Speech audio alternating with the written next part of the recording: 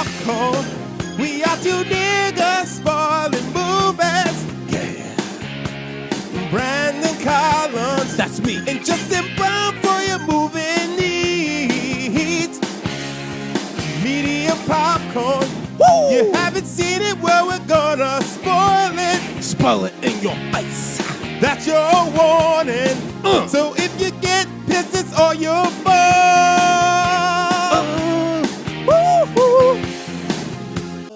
Oh, we got the blues.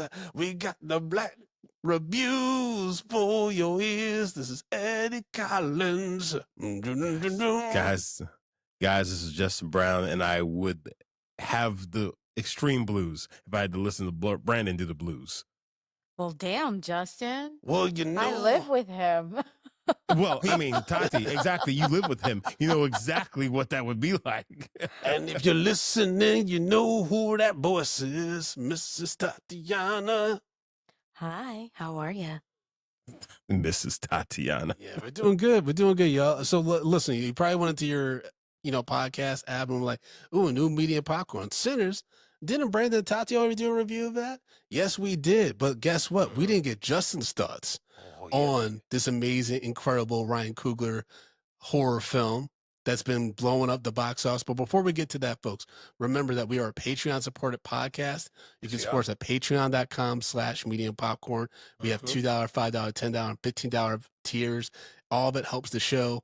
Please consider signing up. You can even try a $2 just for a week if you want, just to see if it's worth it. That butter on us, baby. It will be worth it. We got some butter, we got some Idris, we got live chats with Tati, Brandon, and I. I am Brandon. You are Brandon. Oh, man. What is happening? I am Brandon. Oh, boy. He's having an outer body experience, apparently. Oh, sweet guy. Just sign up for Patreon at patreon.com/media popcorn. So, Justin, what'd you think of this movie? The world of YouTube. What'd you think of this movie, bro? First of all, all right, I knew a little bit going in, but I tried to kind of just like stay away from most things. Like I walked in this, I didn't know that there were two Michael B. Jordans. I didn't know that we what? That's incredible, actually, that you avoided, because we were talking about in our review, the trailers gave away a little bit too much. So the fact that you didn't even know there was twins, that's incredible. Yeah. That's awesome. So like, I didn't know that. Like, so I knew it's gonna be Michael B. Jordan. Then you're like, there's two of these niggas. Yeah, because when they were both sitting, I'm just like, damn, who's that other actor? I was just like, wait a second. Clearly, you did not watch our interview with the cast. What happened, Justin? Well, that's the thing. I was trying to stay away from everything. I just wanted to, I like to go in as, clean slate as possible. Like, yeah, I knew there's vampires in it. But other than that, like, I knew nothing. And, like, that's it. So, like, I had, I think, a very different kind of viewing experience than most people had. Because, like, most of the big stuff, like, I think I watched the trailer once. And then that was, I watched the first trailer that came out. I was like, I'm not watching any more of them. Because I really, because I just, you ever see a movie, the trailer, and you're just like, I have a good feeling about this one.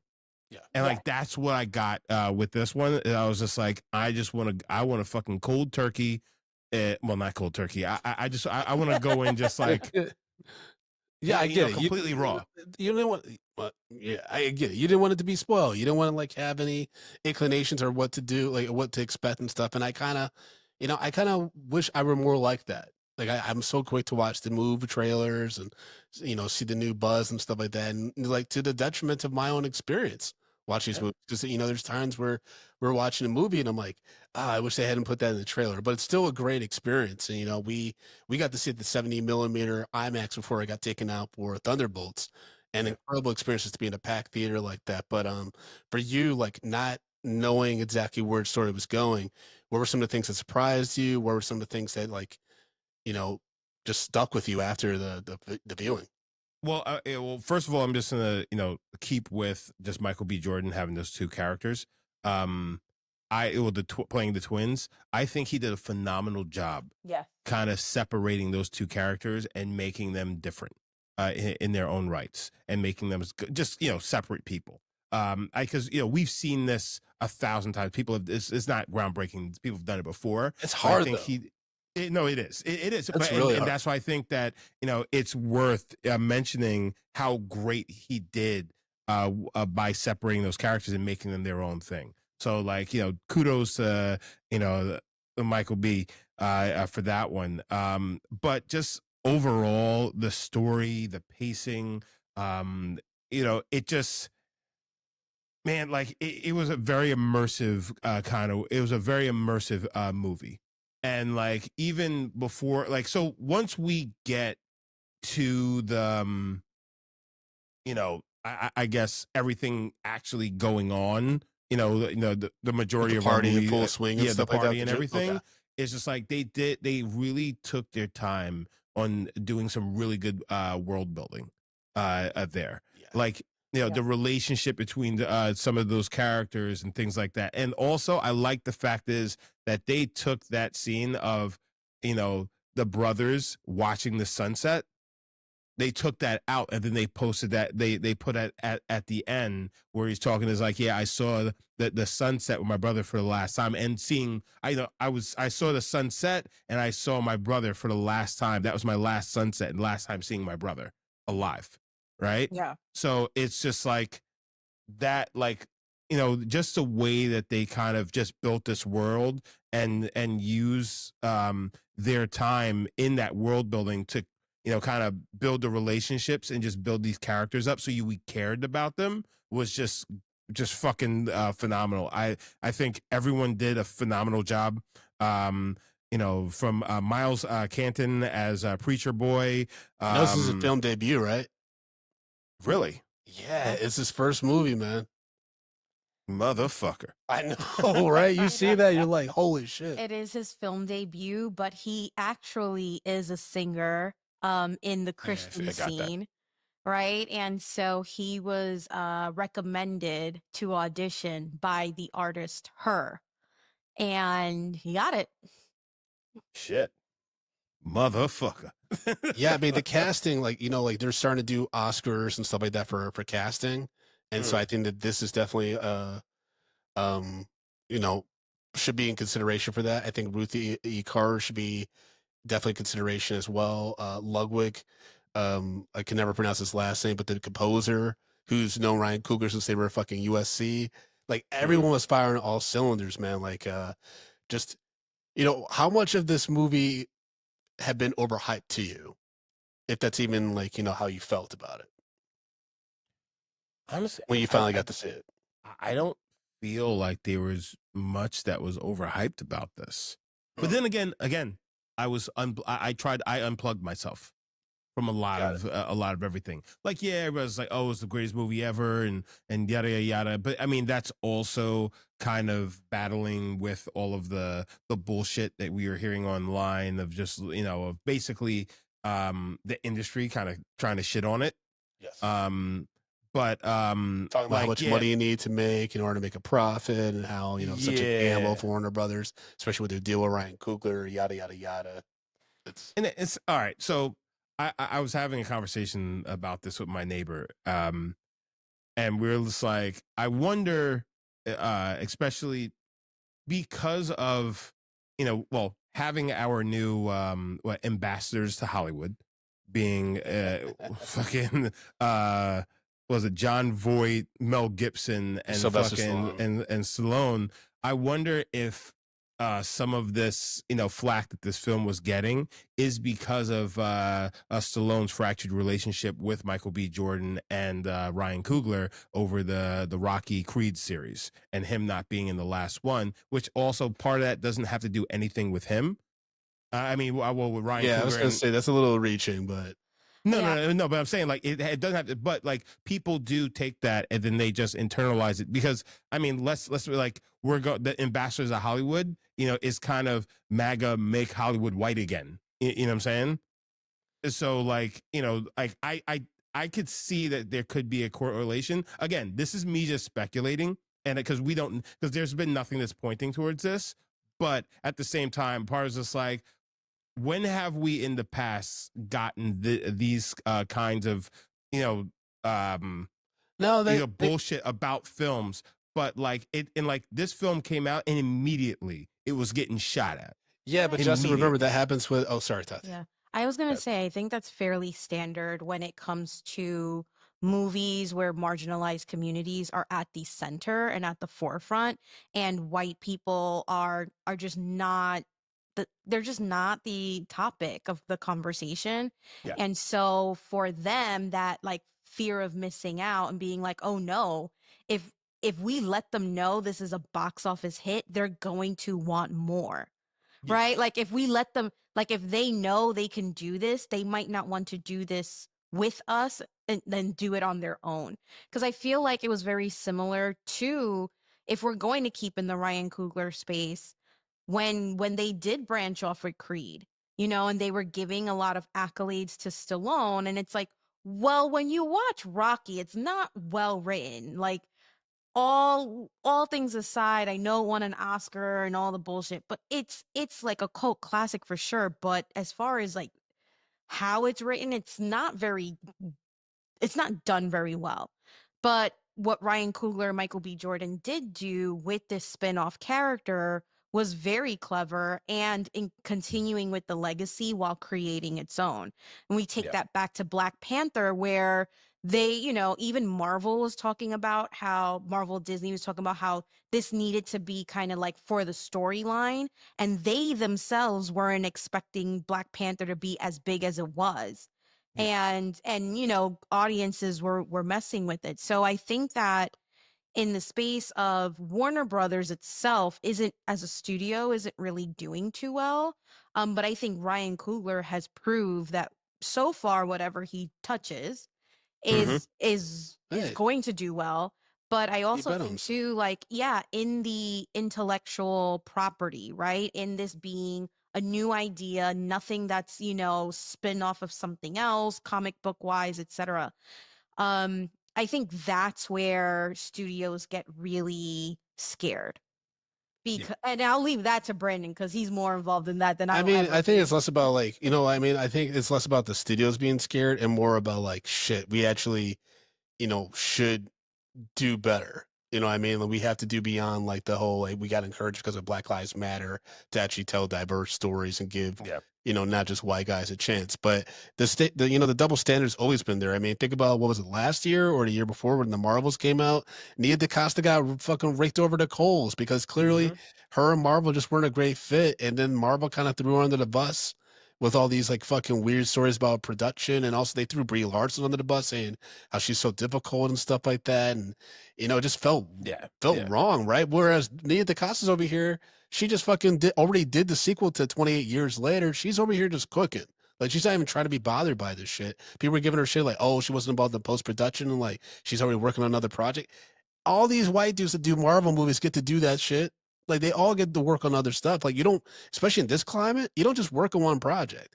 And so I think another thing is Ryan Coogler had a quick turnaround with this movie. Yes. I think it took him a little over a year to make this movie, from like script being approved by the studio to filming it To film, because and getting post production. I know someone who was interviewing for like production, and that was literally this time last year we were having the conversation on what that was like.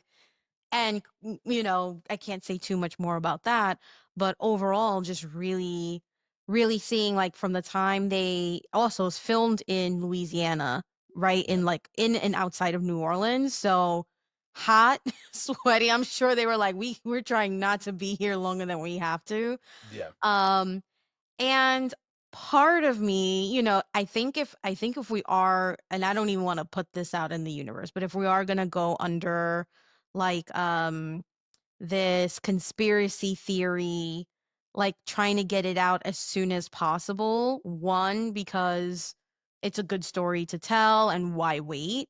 But then two, you know, Diddy trial is out there and some names is being dropped as we currently speak, and who knows who's on what list for what reasons. Don't put that out there. Don't do Yeah. I that. mean, I didn't do Don't do it. all that. Come on, man. I didn't say that. This is not an original And it may idea. not be who you think. It's going to be Haley Steinfeld who's on that list. You know, it makes me wonder, because part of me was like, oh, like why release it during this time? But I've also was like, you know what, why not release it during this time? It's a movie called Sinners. It was released right before Easter. That is a super Christian holiday, right? And then I was like, And you the know, Pope died. Well, that's because JD Vance cursed him. yeah, Yeah, I was like, I yeah. play Jamie Van. I mean, this is, I was like, actually, I was like, I don't know the statistics behind this, but I'm pretty sure that most Black Americans don't identify as Catholic. Um, but nonetheless, to say like it was I think a smart move to release it on this type of a holiday weekend because it's a little tongue in cheek, right? So if it does well, it was a holiday weekend, great. If it didn't do well, it was a religious holiday weekend, and you have a little bit of cover from that for sure. What characters did you connect with the most in the movie, Justin? Like Oh, who's like character or performance where you were like, this is something. well, for one, I thought like I love Smoke.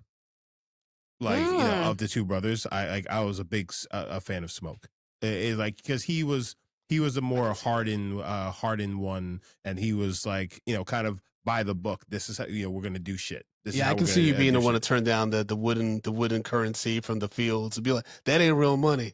That ain't real. No. You ain't getting none of my corn liquor until you give me some real corn. Well, actually, that's not me. You know that I would, I wouldn't say that because I'd understand. But that's what Smoke did, though. No, I know, but Yeah. like I also because Smoke. So they both were in the war. Was it World War One? Two. Right. I'm Two? pretty Well, it's sure. 93, 1932, so World War One. Yeah, World Oh. War One. Yeah. So they both were in World War One. Oh, 1932. Yeah, and then they worked for Capone. Capone and Yeah. all of them. Yeah. So all right, so with like, and he was always making sure his brother was good and keeping him alive. So he's the more formidable of the two. So he's just the more hardened one, And so like he also, it seems like he's a little bit more mature, and he's just more buttoned up about his shit. He's more military-esque. Well, yeah, that's why he like shot the dudes trying to rob his truck. Oh, Well, that was great. Yeah. That was a great. I mean, the whole world building that you mentioned, the first Yeah. act is just world building, and it takes its time, and it's shot beautifully. Like you see different, like how people were living down Mississippi at that time. You see, the corn, the cotton fields because that's where they, with cornbread. Again, Omar Miller. I said this on our review. I loved him in this fucking movie. The way that they shot his frame, how towering he is over people, and how kind of like that becomes scary when he turns, right? Like it's just this like just juxtaposition. He's like this big dude who's like asking me to like let in. And it's like, Well, they didn't hire him to be the bouncer because he's a nice Yeah. guy. Like that's also Well- what makes it tragic, right? It's like you know where this movie's going, and so you're seeing all these people, and you're like, this brother just wants to not have to work a day in the Well, no, cotton no, field no. and make some money. It's just the fact is they're bringing their friends in because this is a way for them to make money. So they're taking care of their people, their community. But it ends up being a thing where unknowingly they're setting they're leading them straight to their death. But real quick, we got to give a shout out to the cinematographer, Autumn Arkapaw. Like, shot absolutely gorgeous. This she's movie definitely looks getting nomination. amazing. Like it, like the barn there's scene with the cultures. They like, have some videos online of how they like pull that off. Incredible Yeah. camera work. yeah. It's absolutely great. Also, let's just Haley Steinfeld did a great job here. Mhm. Great. I think All she the did women, a great job. all the women fucking killed it. Everyone, but she's, well, again, I'm gonna try to stay away from the bullshit, online. You know what I'm saying? Because people were saying horrible things about her, all the fucking racists. But like, yeah, I think that she did a great job with this. Delroy Lindo, like Bro. he's just always He's fucking so solid. fucking good, right? Like come So- on. He is. Oh, so apparently that story he tells about like when they passed by the chain gang, and he talks about him and his friend, how he like got into alcohol, he became an alcoholic, spent all of his money on booze, and his friend tragically, saved up his money, tried to get a train right up north, got killed and stuff, and like got hung and everything. They have the sounds in IMAX. It was incredibly powerful. Like, you heard more of like the sounds and the haunting. Yeah. Apparently that was homage to Candyman by Ryan Coogler. Really? Ryan Coogler did a lot of cool like things that like Oh, okay, he okay, fucks okay. with, and he put them in this movie. So like even like a Remick is based off like the look with the red eyes and everything. His presence Hmm. is based off the bad wolf from the Puss in Boots: The Last Wish. Like he did a bunch of things that he just fucked with and put them in a vampire period piece. Yeah. That's what's dope about what he did. Yeah. And then Delroy Lindo, just that scene, it gives you so much context to that character in less than a page on the screenplay. Which as a writer, I'm like always thinking about that. And like Yeah. he did so many things like with just a few quick scenes and give you all the character context. And just back to the characters. It's it's hard to just pick out. It's like, oh yeah, this performance, because like I think that like all these actors ate in this shit. There was nobody Oh. that I No felt pun was intended. really, yeah.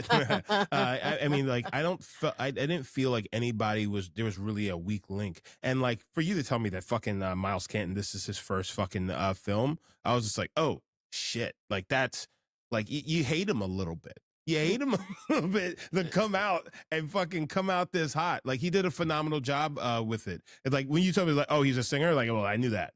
You know what I'm saying? Yeah. But like he did great. Jack O'Connell, amazing. Was it Wunmi Mosaku? Like Mhm. fucking Beautiful, fuck.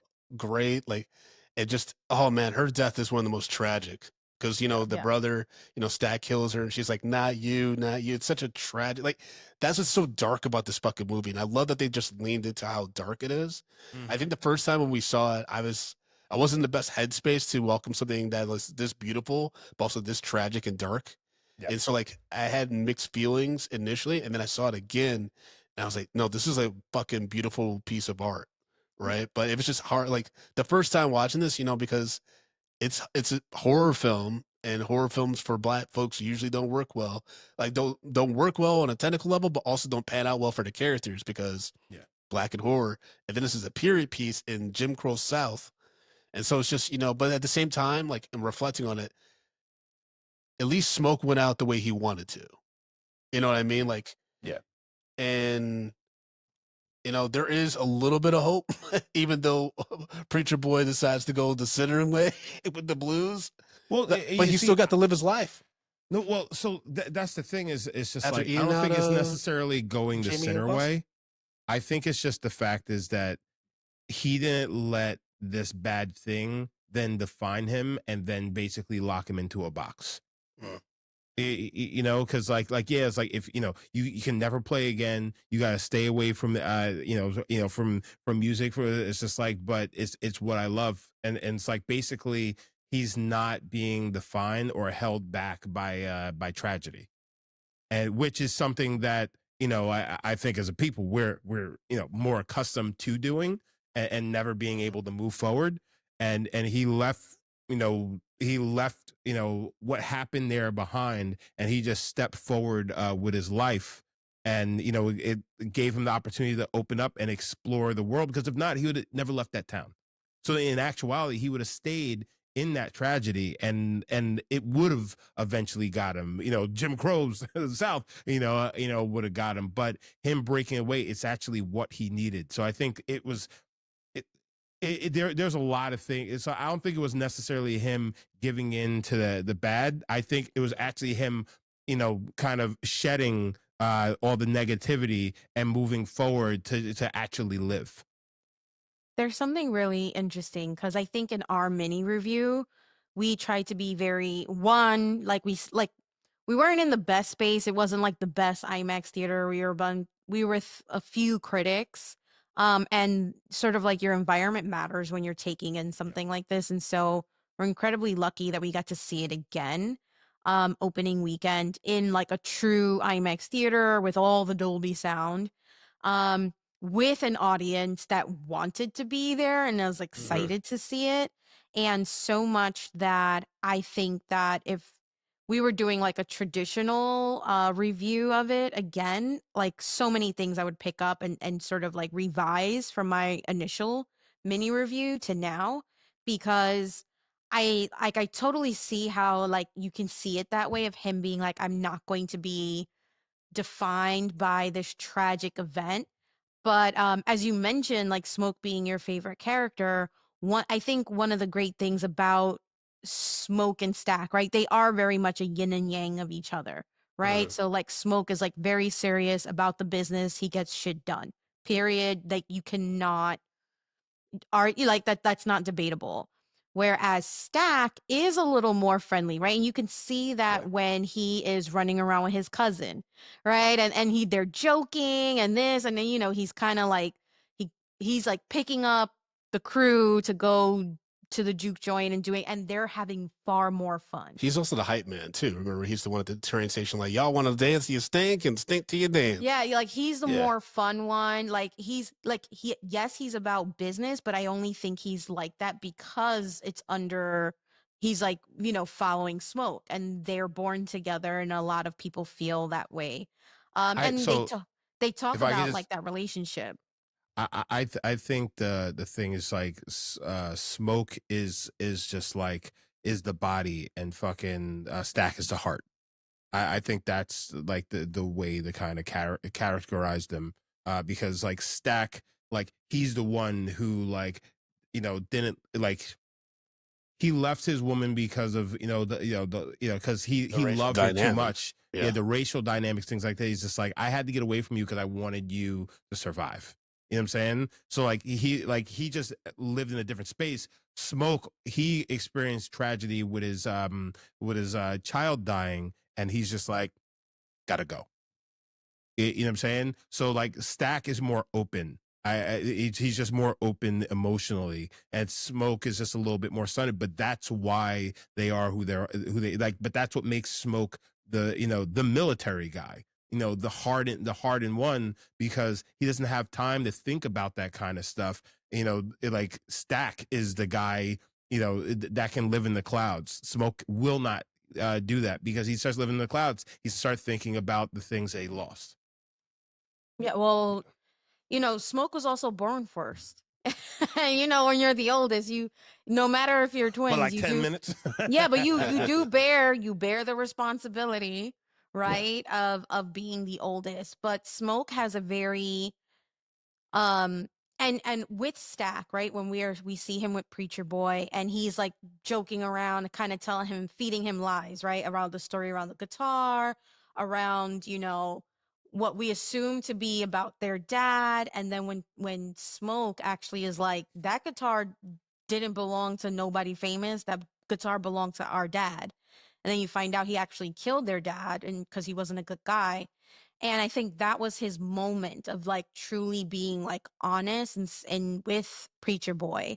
And he gives him that sort of fork in the road decision of being like, if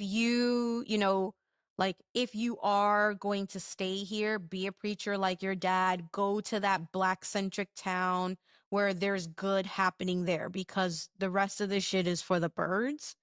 Even though they wouldn't take them when they arrived. Well, yeah, because they were their father's sons, right? Sent to the father. And Mhm. so, and people talk about the apples not falling far from trees. And so I could totally see that, right?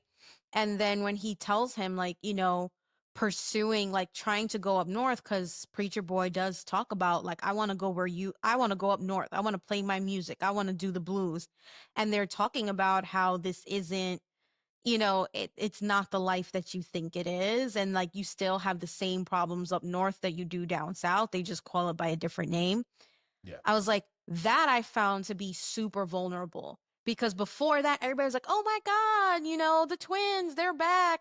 I thought you were living this grand old life. And I think that um there's so much to unpack. So I always like, I've been encouraging people, if they can see it twice, to definitely try and see it Yeah. twice, because there's so many things you pick up once you're over the initial shock of certain pieces.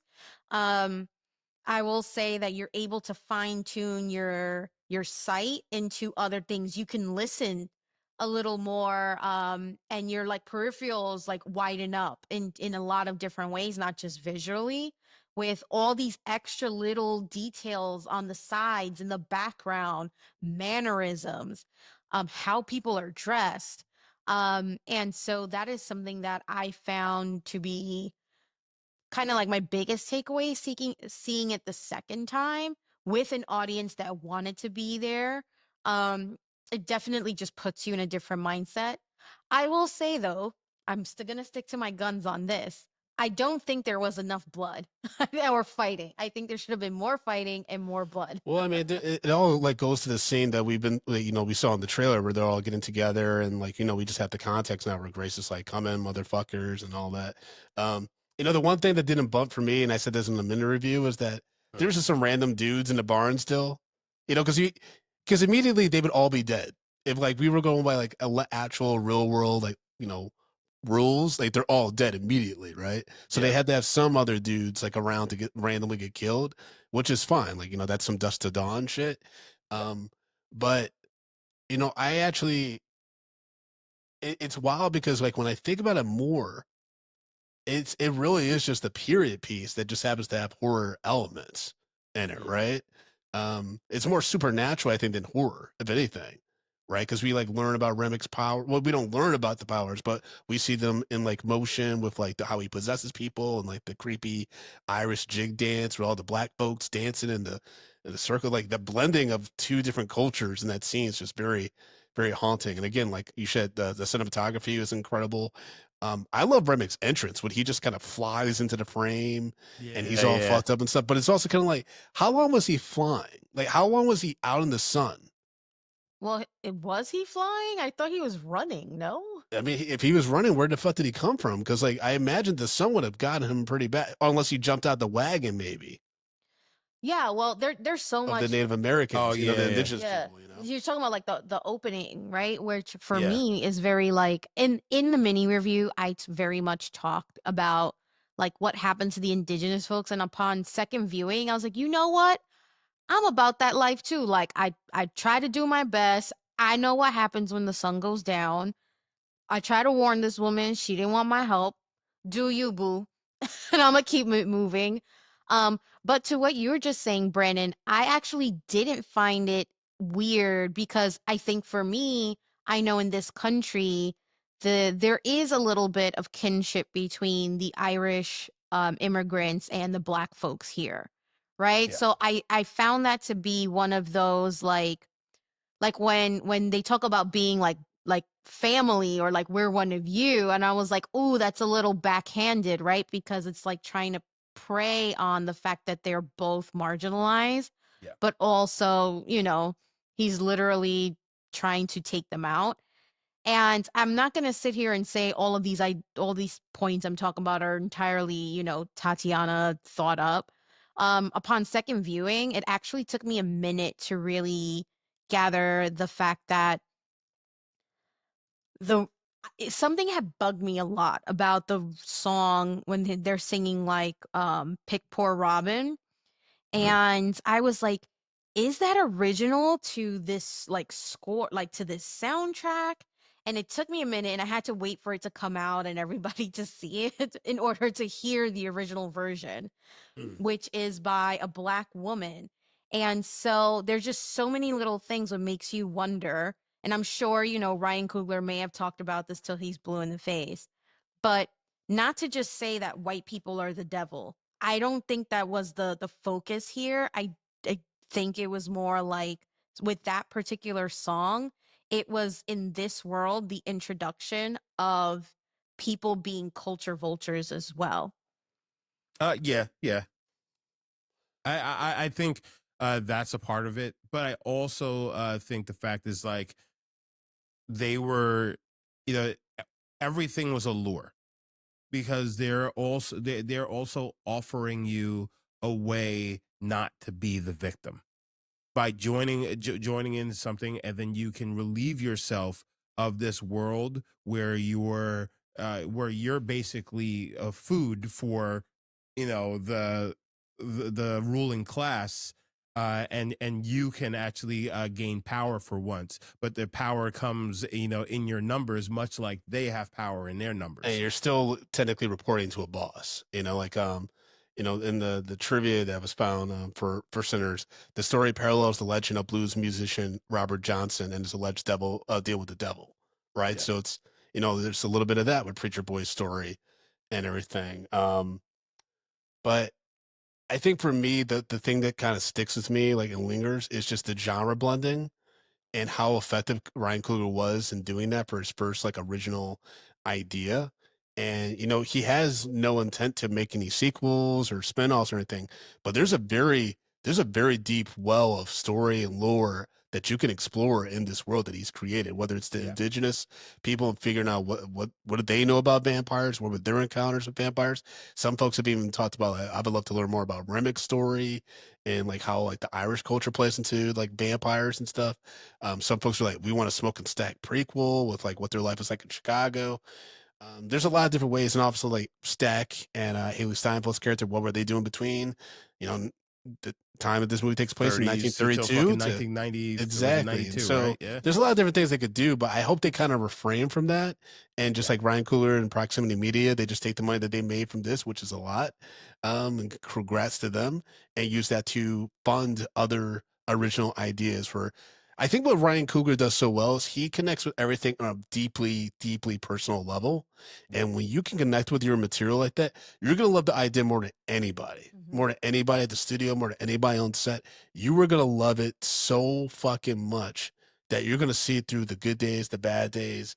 When people are kind of giving up on the idea, or maybe think that like you're, putting you in a position where you should be second guessing yourself. No, like you're gonna be like, this is the story I intended to make, and that's what I'm putting out in the world. So, yeah, I think he just got very lucky with everyone firing all cylinders.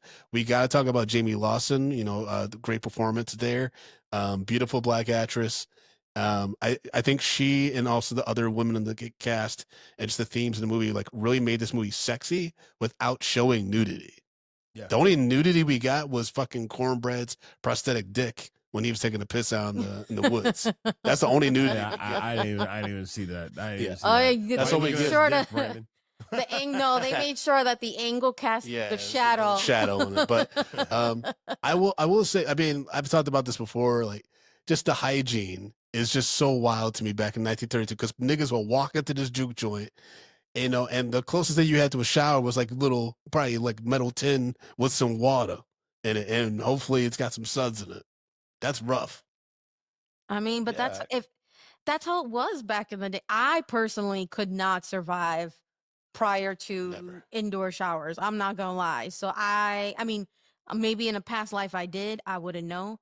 All I know is that I would say I found the transition, I think too, right? Of seeing everybody in their work clothes and then them changing into their finest. Like we Yeah. know what that's Mhm. like, right?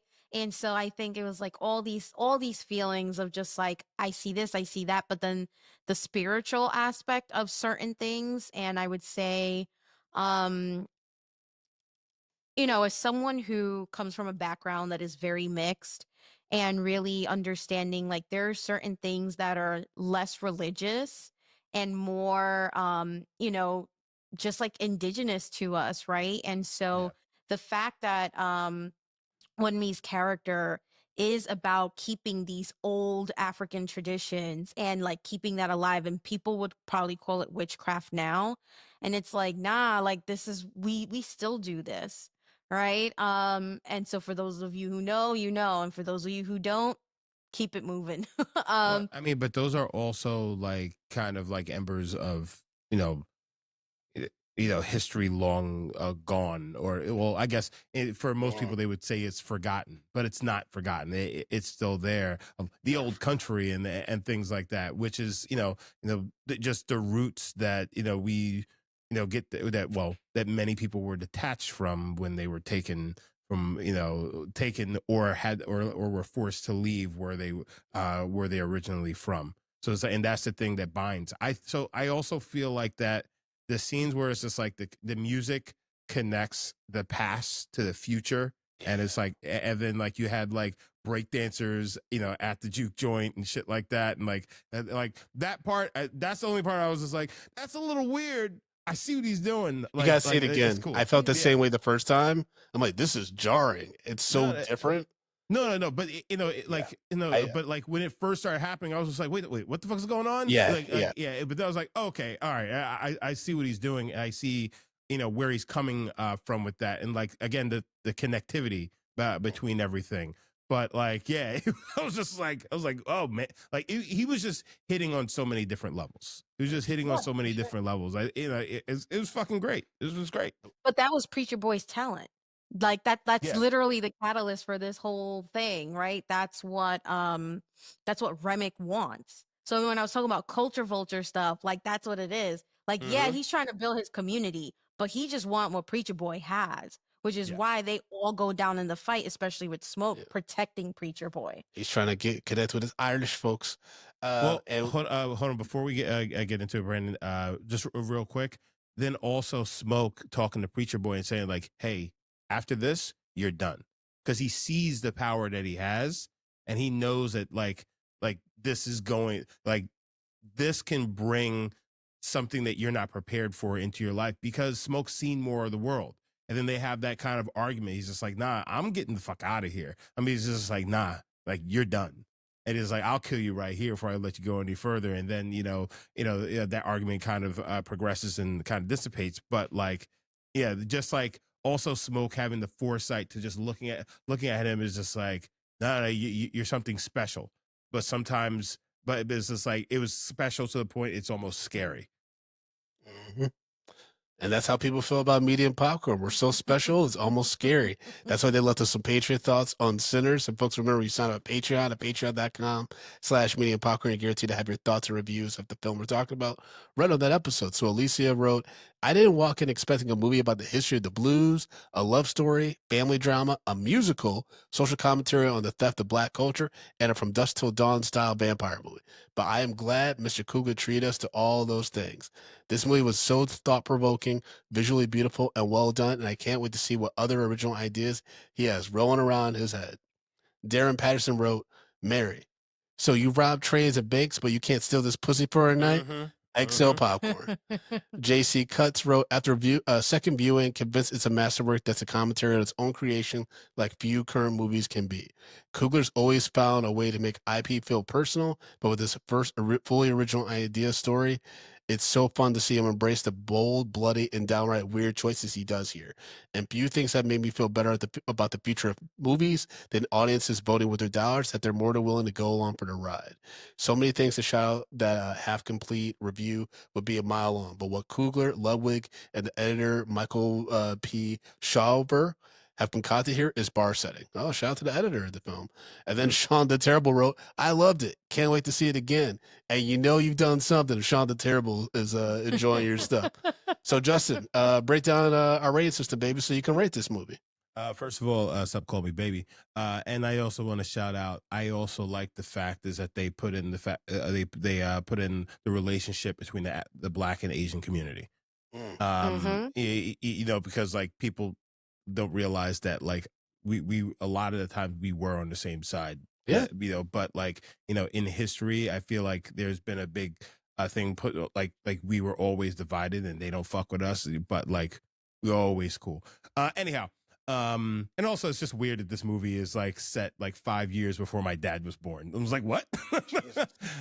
Yeah. Like, I didn't realize your dad was born during that time. Yeah, that's why he's got the soul of an old man raised out west. So guys, you know how we do this. We rate movies bags of popcorn, small, medium, large, and the XL for the exceptional. If a film doesn't deserve any hot, buttery, delicious popcorn, we throw it into the stale popcorn pile. We pile piles and piles of stale popcorn on top of it. So guys, we sat down and we watched the horror. We just watched Sinners. Sorry, Michael B. Jordan, Haley Steinfeld, Michael Canton. I'm sorry, Miles Canton, Jack O'Connell. Delroy Lindo, and just another great cast. I guess I'm just rating this myself. Yeah, you rate it, and then Tati and I want to change our ratings. We can mention that, but you go first. All right, yeah, I'm giving this an XL. Like I thought that this was outstanding. And again, I kind of just avoided everything just so nothing was spoiled. And like I'm glad that I did that. But still, like, I don't think that this movie can truly be spoiled for you because there's so much happening here that there's something that's gonna hit you, in a different light. And like they just like this is a masterclass on what can be done if you give people the opportunity to do something different and not just, fucking go off the same bullshit that we're typically seeing, which is reboots and whatnot. So like, yeah, XL all the way. For Brandon? sure. I'm sorry, Tati. Oh, excuse me. The Well, lady. during the mini review, I actually rated it a medium, and I am absolutely changing that to a large, and I will keep the rating. The reason why it's not more, because I do wish it had more fighting, more blood. Like when I hear vampire, like I want to see that sort of vampire destruction, and maybe for everybody else this was enough. Um but I will say that maybe when I watch it for the third time, it might be an XL, but there's just so many things that I picked up the second time that I didn't see the first time, or I couldn't see because I was so focused on something else happening. Um, and there could have been 3 Michael B. Jordans if they really wanted to make that happen. But we'll be satisfied with 2. Brandon.